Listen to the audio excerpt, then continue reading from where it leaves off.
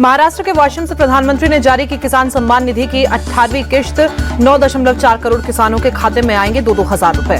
महाराष्ट्र को प्रधानमंत्री मोदी ने दी 56,000 करोड़ की सौगात। वाशिम में बंजारा म्यूजियम का उद्घाटन किया। वाशिम में पीएम मोदी ने कांग्रेस पर साधा निशाना, बोले देश विरोधियों के साथ कांग्रेस का हाथ, कांग्रेस से सावधान रहना है। वाशिम में जनसभा को संबोधित करते हुए पीएम मोदी ने कहा, दिल्ली ड्रग्स का सरगना कांग्रेस नेता निकला, कांग्रेस ड्रग्स के पैसे से चुनाव लड़ना चाहती है। वाशिम में जगदम्बा माता मंदिर में पूजा अर्चना की गई। मंदिर परिसर में पारंपरिक ढोल भी बजाया। नक्सल प्रभावित राज्यों के सीएम के साथ दिल्ली में बैठक करेंगे गृहमंत्री अमित शाह। 7 अक्टूबर को होगी बैठक। राज्यों के गृहमंत्री भी रहेंगे मौजूद। गृहमंत्री अमित शाह के साथ बैठक में छत्तीसगढ़ के सीएम विष्णुदेव साय भी मौजूद रहेंगे। गृहमंत्री को नक्सल प्रभावित इलाकों में विकास कार्यों की देंगे जानकारी। अमित शाह के साथ बैठक से पहले बोले सीएम विष्णुदेव साय, कहा सरकार का स्पष्ट लक्ष्य है नक्सलवाद को खत्म करना। हम माओवादियों से अपील करते हैं कि वो हिंसा छोड़कर मुख्यधारा में शामिल हो। छत्तीसगढ़ के बीजापुर में नक्सल पुनर्वास नीति के तहत सीएम विष्णुदेव साय ने 70 आश्रितों को सरकारी नियुक्ति पत्र दिए। पीएम किसान सम्मान निधि योजना के तहत राशि, किसान क्रेडिट कार्ड भी दिए गए। हरियाणा सीएम और लाडवा से बीजेपी प्रत्याशी नायब सिंह सैनी ने मतदान किया। अंबाला के एक पोलिंग बूथ पर वोट डाला। मतदान के बाद बोले सीएम सैनी, सभी लोग मतदान जरूर करें। हरियाणा में बीजेपी की सरकार बन रही है। 10 साल में डबल इंजन की सरकार ने जबरदस्त काम किया। हरियाणा सीएम सैनी ने कांग्रेस पर साधा निशाना, बोले कांग्रेस हरियाणा के विकास में बाधा, कांग्रेस का गुब्बारा शाम तक फूट जाएगा, बीजेपी की सरकार बनना तय। अंबाला में गुरुद्वारा पहुंचे सीएम नायब सिंह सैनी, मतदान करने से पहले माथा टेका। हरियाणा के हिसार में कांग्रेस सांसद कुमारी शैलजा ने अपना मतदान किया, लोगों से भी मतदान की अपील की। मतदान के बाद बोली कुमारी शैलजा, हरियाणा में एक तरफा मुकाबला है, राज्य में कांग्रेस की सरकार बन रही है। सीएम पद के सवाल पर बोली कुमारी शैलजा, सीएम पद का फैसला आलाकमान तय करेगा, हमारी सरकार बनना तय। अंबाला कैंट से बीजेपी विधायक अनिल विज ने मतदान किया, लोगों से भी वोट देने की अपील की। कांग्रेस के परविंदर पाल परी से है टक्कर। अंबाला कैंट से बीजेपी प्रत्याशी अनिल विज ने फिर सीएम बनने की इच्छा जताई है। अपने को बताया पार्टी का वरिष्ठ नेता। पत्रकारों के सवालों पर बोले, पार्टी अगर मुझे चाहेगी तो अगली मुलाकात आपसे सीएम आवास पर ही होगी। अनिल विज के बयान पर दीपेंद्र हुड्डा ने चुटकी ली। हरियाणा में कांग्रेस का सीएम बनेगा, हम विज को सीएम आवास पर बुलाएंगे, कांग्रेस 60 से ज्यादा सीटें जीतेगी। रोहतक में कांग्रेस सांसद दीपेंद्र हुड्डा ने परिवार संग मतदान किया, लोगों से भी मतदान में बढ़ चढ़कर हिस्सा लेने की अपील की।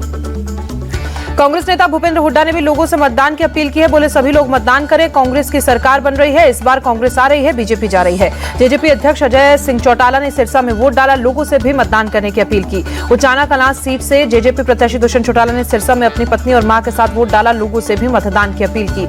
मतदान के बाद बोले दुष्यंत चौटाला, ये लोकतंत्र का बड़ा पर्व, सभी लोग अपने घरों से निकलें और वोट करें, हमारे गठबंधन को भारी बहुमत मिलेगा। आईएनएलडी प्रमुख ओम प्रकाश चौटाला में सिरसा में मतदान किया, लोगों से भी वोट की अपील की। हरियाणा में विधानसभा चुनाव की वोटिंग पर बोले पूर्व CM OP Chautala, INLD Haryana में सरकार बनाएगी। हरियाणा विधानसभा चुनाव को लेकर बोले आईएनएलडी उम्मीदवार अभय सिंह चौटाला, कहा हरियाणा में गठबंधन की सरकार बनने जा रही है, आईएनएलडी और बीएसपी 30 से 35 सीटें जीतने वाली है। केंद्रीय मंत्री मनोहर लाल खट्टर ने किया मतदान, करनाल के एक पोलिंग बूथ पर वोट डाला, लोगों से भी वोट की अपील की। मतदान के बाद बोले मनोहर लाल खट्टर, चुनाव में बीजेपी की जीत होगी, इस बार हम 50 से ज्यादा सीटें जीतेंगे। हरियाणा विधानसभा चुनाव को लेकर बोले केंद्रीय मंत्री ज्योतिरादित्य सिंधिया, कहा आज हरियाणा में प्रजातंत्र का उत्सव है, तीसरी बार हरियाणा में भाजपा सरकार बनने जा रही है। हरियाणा चुनाव को लेकर बोले हिमाचल प्रदेश के पूर्व मुख्यमंत्री जयराम ठाकुर, बोले बीजेपी लगातार तीसरी बार जीतकर हरियाणा में सरकार बनाएगी, लोग बहुमत से उत्साह के साथ मतदान कर रहे हैं। केंद्रीय मंत्री कृष्णपाल गुर्जर ने फरीदाबाद में मतदान केंद्र पर मतदान किया, लोगों से भी वोट डालने की अपील की। केंद्रीय मंत्री कृष्णपाल गुर्जर ने हरियाणा में तीसरी बार बीजेपी सरकार बनने का दावा किया है, कहा हरियाणा में पहले नेता हर दिन जेल जाते थे, लोगों को मोदी और बीजेपी दोनों पर भरोसा। सिरसा से हरियाणा लोकहित पार्टी के प्रत्याशी गोपाल कांडा बोले, हम सेवा करने वाले लोग हैं, कांग्रेस ने किसानों का अपमान किया, पीएम मोदी ने जितना किसानों का सम्मान किया है उतना किसी ने भी नहीं किया। पंचकुला से कांग्रेस प्रत्याशी चंद्रमोहन ने मतदान किया, लोगों से भी वोट की अपील की, बीजेपी के ज्ञानचंद गुप्ता से मुकाबला। रेवाड़ी से कांग्रेस प्रत्याशी चिरंजीव राव बोले, हरियाणा की जनता को 10 साल बाद बीजेपी से मुक्ति मिलेगी, कांग्रेस की सरकार बन रही है। हरियाणा चुनाव को लेकर केंद्रीय मंत्री धर्मेंद्र प्रधान, चुनाव को लेकर लोगों में उत्साह, हरियाणा में तीसरी बार बीजेपी की सरकार बनेगी।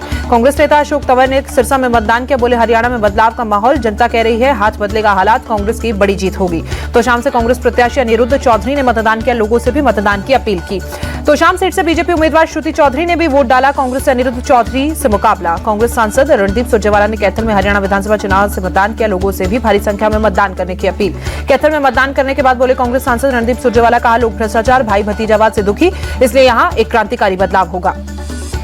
कैथल से कांग्रेस प्रत्याशी आदित्य सुरजेवाला ने परिवार संग वोट डाला, लोगों से भी मतदान में बढ़ चढ़कर हिस्सा लेने की अपील की। कैथल कांग्रेस उम्मीदवार आदित्य सुरजेवाला श्री शक्ति धाम पहुंचे, मतदान से पहले पूजा की।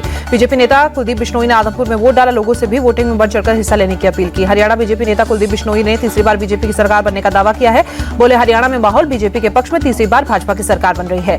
हरियाणा के सिरसा में रणदीप सुरजेवाला सिंह चौटाला ने वोट डाला है। रानिया विधानसभा सीट से निर्दलीय चुनाव लड़ रहे हैं रणदीप सिंह चौटाला। कुरुक्षेत्र में बीजेपी सांसद नवीन जिंदल ने मतदान किया, लोगों से भी मतदान करने की अपील की। गुजरात के राज्यपाल आचार्य देवव्रत ने वोट डाला, कुरुक्षेत्र के मतदान केंद्र पर मतदान किया, लोगों से भी वोटिंग की अपील की।